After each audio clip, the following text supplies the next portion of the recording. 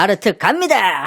저는 이분이 나르라고 생각하는데요. 제가 아는 나르 중에 아마 가장 이제 능력치가 낮은 나르가 갱신된 것 같아요. 저는 많이 이렇게 찾아보다 보니까 고능력 나르는 사실 좀 근처 주변 사람들은 힘들겠지만 좀 폭넓게 광범위하게 보자면 인류에 도움이 되는 사람들이 많다고 생각해요. 가장 유명한 게 이제 스티브 잡스가 있겠고, 도란프도 약간 그렇고, 일론 머스크도 조금 있는 것 같고. 근데 이제 저능력 나르가 조금 문제가 될 수 있잖아요. 저는 좀 의심됩니다. 또 나르 타령 하네라고 할 텐데 뭐 들어보시고 판단하셔.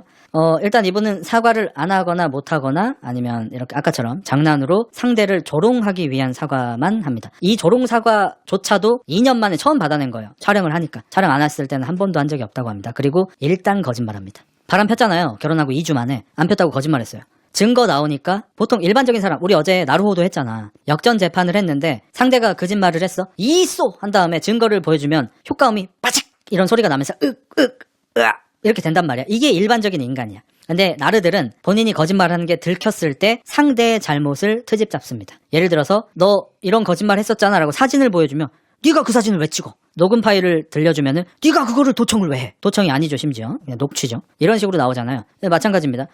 이거 충격인데 이거? 아니 모시미 형님 어제 뒤에 바퀴를 보니까 예? 아니 카톡을 안 읽었는데 7월달 거부터 아직까지 안 읽었는데 자기가? 아니 그냥 안 읽은 거 아니야? 그러니까 이런 영리한 점이 싫은 거예요.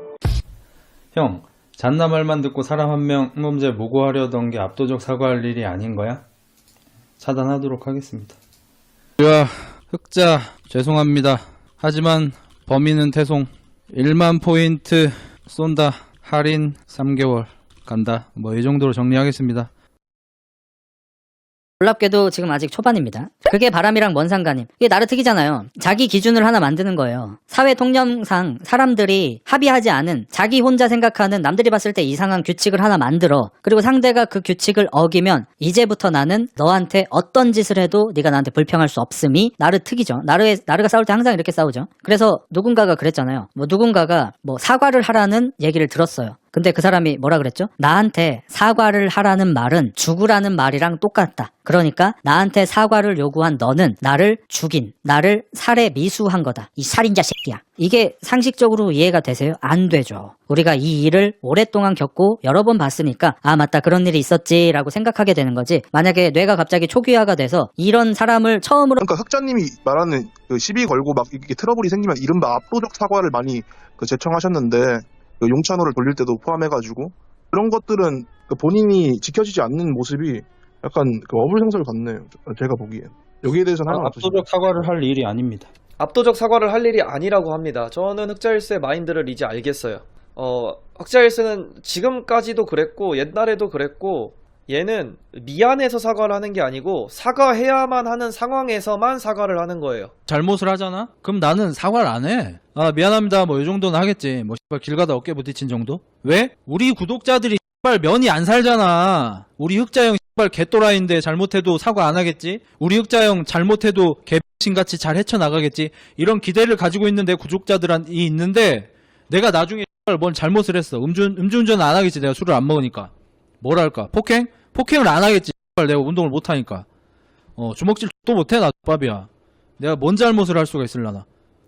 바람을 필라나? 아니야. 여자들한테 인기 또 없으니까 바람도 안 필 거고. 뭘 하려나? 강아지 학대? 아니야. 흑구 너무 귀여우니까 학대 안 할 거고. 잘못할 게 없네. 같이.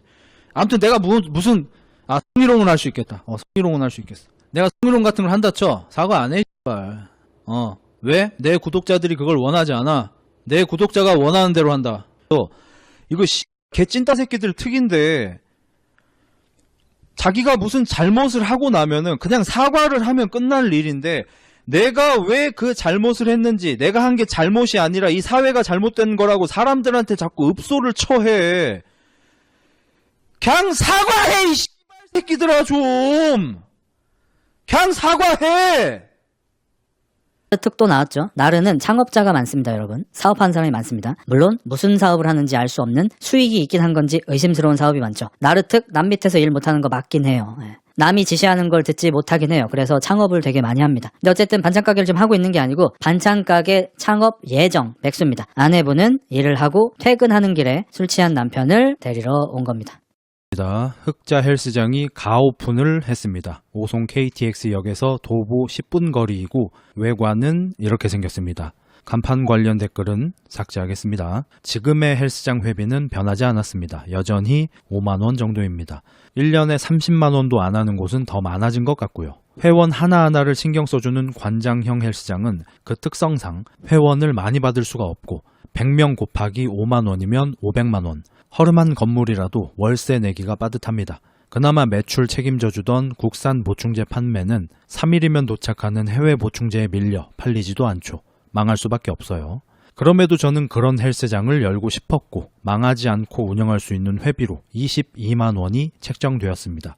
PT는 하지 않고 모든 회원분들을 지도해드리며 그런 서비스를 유지. 나르트 그냥 무조건 입만 열면 구라예요. 친구라는 거를 사귀는 게 힘들고 그 무리에서 서열이 낮은 거임. 묵공대사가 제 생각하고 같은 생각을 얘기해줬는데 정확한지는 모르겠고 친구들을 만났을 때 실제로 자기 여자친구, 아내 욕을 되게 많이 하는 사람들이 종종 있죠. 그 사람들이 보통 그 무리에서 서열이 매우 낮은데 그걸 못 참아. 그래서 나보다 서열이 낮은 사람을 만들어야 해. 그 사람이 이곳에 없는 사람이라 해도. 참 안타깝다고 생각하는데 남자들끼리 이렇게 모여서 노는데 뭐 다들 뭐 이런저런 얘기하고 막 화기애애하는데 갑자기 자기 여자친구나 아내 험담을 막 시작해요. 그러면 정상적인 남자 새끼들이면 좀 불편해하죠. 그렇게 촬영하고 고생했다고 치킨 시켜주면 어찌나 잘 먹는지 정말 죽이고 싶습니다. 친족만 아니면 진짜.